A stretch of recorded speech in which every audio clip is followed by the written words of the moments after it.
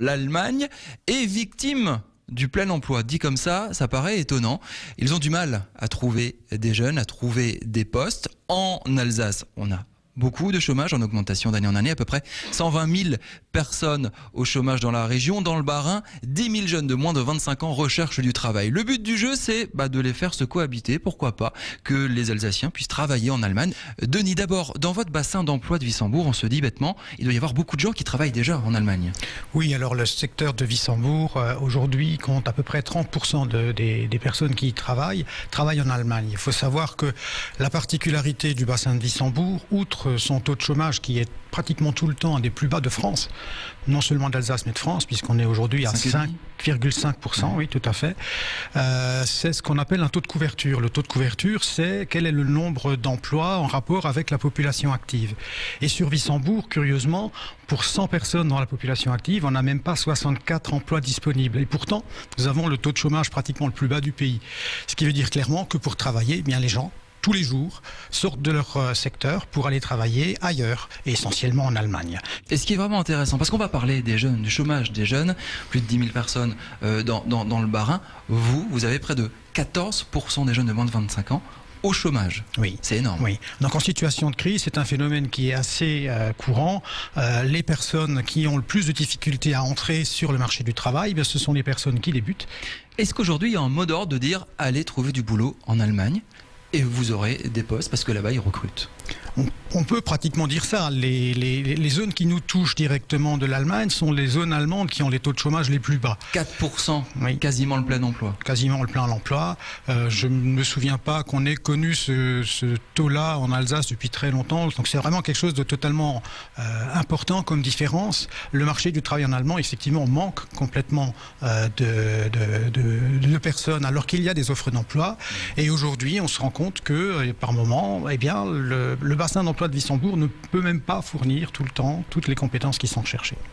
On demande quoi? Parler allemand, évidemment. C'est une évidence, mais le jeune Alsacien ne parle pas forcément allemand. C'est une évidence, c'est d'autant plus une évidence que je fais référence que ce que je vous disais tout à l'heure, la proportion de frontaliers a baissé. Je pense qu'une des raisons principales, c'est qu'effectivement, la maîtrise de la langue allemande a proportionnellement baissé. Il y a 20-25 ans, de par le dialecte, il y avait une facilité qui, avec le temps, a tendance à s'essioler. Qu'est-ce que vous demandez aux candidats français, alsaciens, comme qualité particulière pour venir travailler en Allemagne? Marc? On demande la motivation, bien sûr. Normalement, ils sont à l'âge de 16-17 ans, donc ils sachent un petit peu l'allemand, qu'ils parlent leur alsacien peut-être.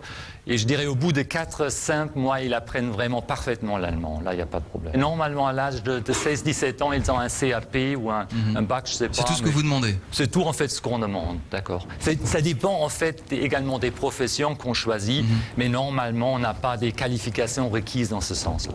Justement, les professions, quels sont les secteurs, les métiers qu'on peut pratiquer ici, dans votre bassin d'emploi? Il y a beaucoup de possibilités pour les Alsaciens dans les secteurs métiers, La restauration, en mécanique, par exemple. Mécanique et dans les métiers de la bouche. C'est là que vous avez en vrai problème, vous n'avez pas assez de main-d'œuvre ici en Allemagne pour compenser tous ces métiers? La situation en Allemagne et en Palatinat dessus est très bien.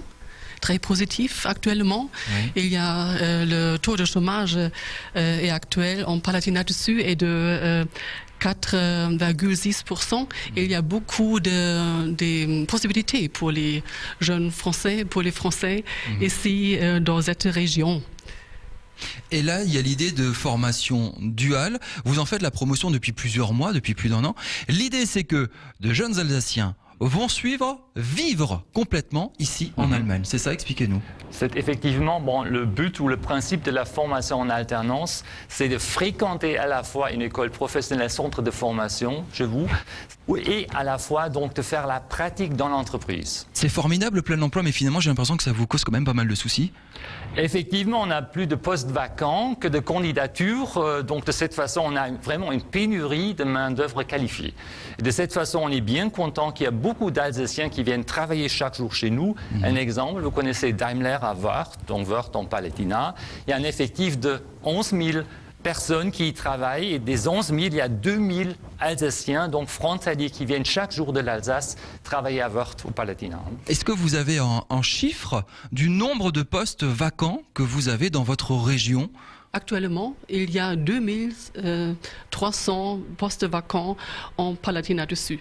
Alors une question essentielle, je ne sais pas chez vous en Allemagne, mais en France, on n'a que quelques mots en bouche, pouvoir d'achat, augmentation de salaire. Est-ce que vous payez mieux que les entreprises alsaciennes ? Donc, en fait, le SMIC est prévu pour les jeunes entre 300 et 1000 euros par mois, pour les apprentis. Pour les apprentis. Pour les apprentis, voilà. Ça dépend de la profession, justement. Je vous présente Théo, il a 17 ans, il est alsacien, habite Wissembourg, mais travaille ici en Allemagne dans ce restaurant. Pourquoi tu fais ta formation de cuisinier ici en Allemagne ? Je voulais toujours faire une formation à l'étranger et là j'ai eu l'occasion de faire la formation en Allemagne, donc près de Wissembourg. Et c'est mieux pour faire en Allemagne parce qu'il y a la formation duale, c'est-à-dire faire la formation à l'école et dans une entreprise. C'est à peu près le même principe qu'en France quand même, non ? Qu'en Alsace, l'apprentissage, c'est pas ça ?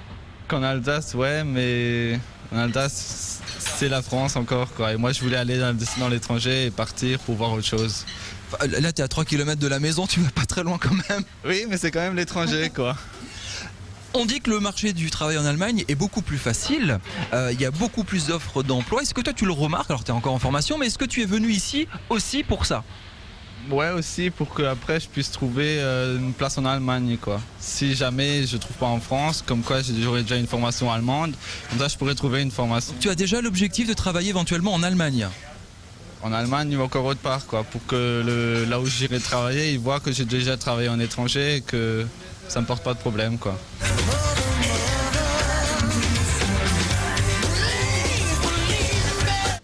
J'ai trouvé un autre cuisinier français ici dans ce restaurant en Allemagne. Bonjour Roland, vous avez sillonné l'Europe, vous êtes alsacien, vous avez sillonné l'Europe et ça fait 3 ans que vous travaillez ici en Allemagne. Pourquoi?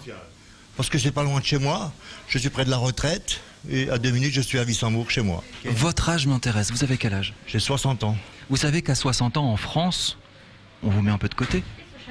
Ah oui, si on veut, mais bon, s'il y a des gens qui n'ont plus envie de travailler, moi j'ai encore envie de faire quelque chose que je vais faire à la maison. Mon âge, je suis encore en forme, je suis encore bien, je me sens encore bien, donc ça m'apporte un peu. Je veux dire qu'en France, il y a le problème de ces seniors. On sait qu'il y a beaucoup de seniors qui ne trouvent pas d'emploi. Ah oui, ici en Allemagne, à 60 balais, vous n'avez pas eu de soucis, vous avez trouvé un poste tout de suite. Ah oui, mais même en France, je vous dis, dans la restauration, il y a un manque de personnel. En tout cas, il y a une chose est sûre, on va vous laisser parce que votre crème là, elle a une sale tête, elle est en train de fondre. Merci beaucoup, Roland. Je vais juste vous montrer comment on fait une belle fraise encore. On fait une fraise? Ouais, une fraise émincée. Allez, il reste combien de temps? 5 secondes. Vous avez 5 secondes pour faire une fraise. Allez, on est... Allez, viens David, filmez la fraise, regarde. La fraise de Roland en Allemagne.